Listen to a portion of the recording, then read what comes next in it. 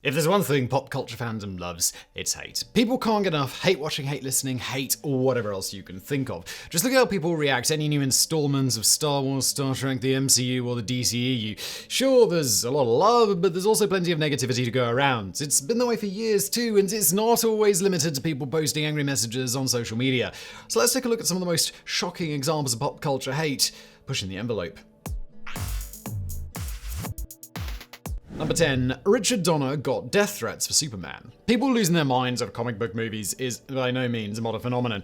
Way back when Richard Donner was putting Superman on film for his first blockbuster in 1978, your grandparents were just as angry as some fans are today. Donner spoke in 2020 about his experience making Superman back in the 1970s. Part of that involved dealing with fans who didn't want to experience the Christ allegory, which is fairly obvious they're not overly involved, that takes place in the film. Basically, Donner acknowledged that a powerful being from afar, sending his only son to live among humans and maybe save them from themselves, could be regarded as a Christ allegory, and people were not having it. A woman even told him his blood would run in the streets. Keep in mind this is 1978, so this was not an off-the-cuff anonymous missive tweeted to a filmmaker in a moment of passion. This lady had to get pen and paper, write it out, find Richard Donner's address, get a stamp, and send it to him. That's commitment to a death threat, that is. Also of note is that in telling the story, Donner mentions threats and multiple people, so this lady was not alone.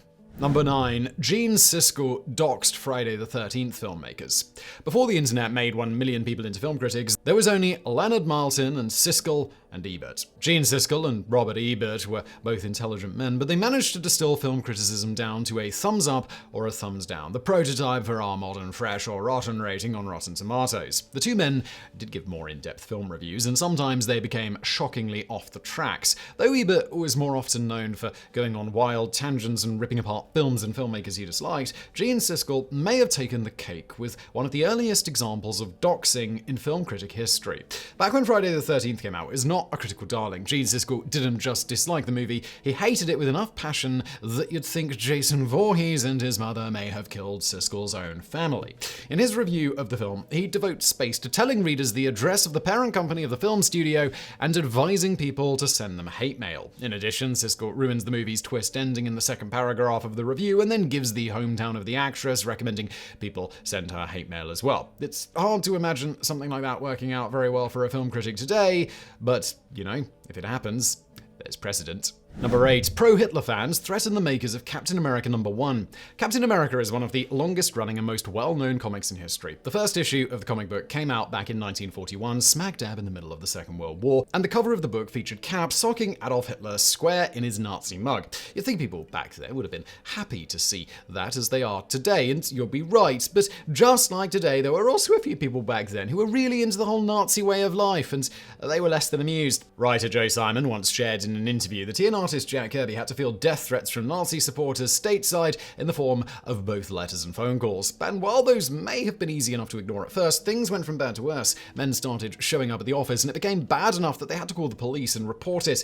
An officer took up a regular patrol of the halls to guard the Marvel office against the angry Nazi element who had become enraged by a comic book. Of course, this would not be Captain America's only brush with an angry public. More recently, in 2016, Cap switched allegiances and became a Hydra agent for a storyline that sent fans into a fury, some of whom sent writer Nick Spencer a number of death threats as well. Number 7. Sherlock Holmes fans greatly overreacted to the character's death. Further proof that overreactions aren't new to pop culture comes from the world of Sherlock Holmes. When Sir Arthur Conan Doyle killed his famous detective, the fans revolted. The tales, which were printed in Strand magazine, came to an end, and so did the subscriptions of 20,000 readers who dropped the magazine in anger. Others wore black armbands and sent hate mail to mourn their hero, and all of this was going on back in 1893. Rumour has it that Doyle received hundreds of pieces of hate mail, Strand received bags of it, and people were even seen crying in the streets as they read the final story. Number 6. White supremacists sent death threats to Johnny Cash. In the history of music, few singers have a reputation of being a tough guy that Johnny Cash has. The man was an outlaw. He was reckless and had run-ins with the cops, and he sang the Folsom Prison Blues. Though he never actually did hard time himself, he was arrested a few times and spent the night in lockup. But he did have the air of a dude that you didn't want to mess with. Despite that, white supremacists were not fans of the Man in Black, and he was threatened, boycotted, and was forced to cancel shows in the 1960s, all thanks to hate. After one arrest for drug smuggling, Cash was photographed leaving the courthouse with his wife Vivian Liberto. Vivian, an Italian with a dark complexion who had one African-American ancestor several generations back, was deemed to be black by racists, and that in turn made Cash a target. Shows were cancelled, and the couple endured a number of threats as a result. Number 5. The Clown Lives Matter organizers got death threats. Not so long ago, in much simpler times, one of the biggest things people worried about from day to day was clowns. There was a general clown panic based on nothing, but it did generate some headlines. And for real-life clowns, it seemed like a bit of a nightmare thanks to all the hate that came their way. With unfounded rumors of clowns trying to abduct children coming from many states,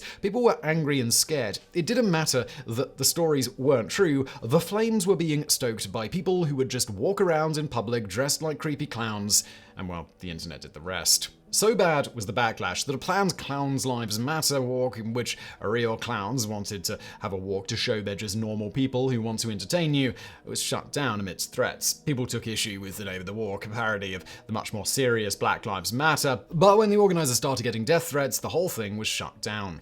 Number 4. Bridget Loves Bernie was cancelled after protests and threats. In 1973, CBS aired a sitcom called Bridget Loves Bernie. It depicted a Catholic woman married to a Jewish man, and Jewish groups in America hated it. There was some reference to negative Jewish stereotypes, but the main reason they disapproved of it was the interfaith marriage. Both conservative and Orthodox rabbis spoke out against the show, claiming it mocked the teachings of Judaism. Boycotts of the network and sponsors were organized, but things got worse. Meredith Baxter, mum from Family Ties and star of the show, said the show got a bomb threat one day, and members of the Jewish Defense League showed up at her house. The producers received threatening phone calls, which led to at least one arrest as well. The show, despite being highly rated by critics, was cancelled after a single season. Number 3. The creator of Attack on Titan received numerous death threats. If you're a fan of anime, you're probably aware of Attack on Titan, a series based on the manga of the same name that dates back to 2009. In 2013, Hajime Isayama was getting buried in death threats on his personal blog, reportedly as many as 1,000. And these weren't just "I wish you'd die" threats, they were explicit "I'm going to kill him on this specific date and get away with it" threats. It was guessed that the threat stemmed from a character in the series being based on a real figure from the Imperial Japanese Army. Years later, a voice actress from the show also got death threats, though the perpetrator, in that case, was at least arrested. Number 2. Rebecca Black was 13 and getting death threats over a song. In 2011, the biggest thing on the internet was a goofy music video made by a teenage girl, Rebecca Black's Friday. It was not a good song, and that's okay, and people online made fun of it, and to some degree, that's okay too. The song was very simple and childish, because of course it was. It was made by a child. Black was an aspiring singer, and her parents had funded the video to help make her dream come true. Sadly, it turned into something of a nightmare. The internet, as it is wont to do, took things way too far. The song was huge, and it was viewed millions of times, and people deluged Black with hate. Her parents shielded her from some of the threats, but police had to get involved. People told her to cut herself, or they hoped that she'd get an eating disorder. She was bullied so badly, her parents began to homeschool her. The tale does have a happy ending, at least, as Black persevered and spoke out against bullying while continuing to pursue her musical dreams, even today. Number 1. Malcolm McDowell got death threats for killing Captain Kirk. Star Trek Generations was supposed to be the greatest of all the Trek movies, merging the cast of the original series with the cast of The Next Generation. Fans got to see Kirk and Captain Picard on screen as the baton was passed and the original cast finally retired from the big screen. Part of that involved the on-screen death of Captain Kirk. The film fell a little flat. It's got a 47% rating on Rotten Tomatoes, and is generally considered a pretty middle-of-the-road and forgettable entry in the pantheon of Trek movies. But at least one actor walked away with more death threats than the average Trek movie engenders, and that was Malcolm McDowell. McDowell played the movie's villain, and the man responsible for the death of Kirk. According to McDowell, his nephew, who played Dr. Bashir on Deep Space Nine, called him to tell him the news. People on the internet wanted him dead. He didn't take the threat seriously, but the studio still gave him security.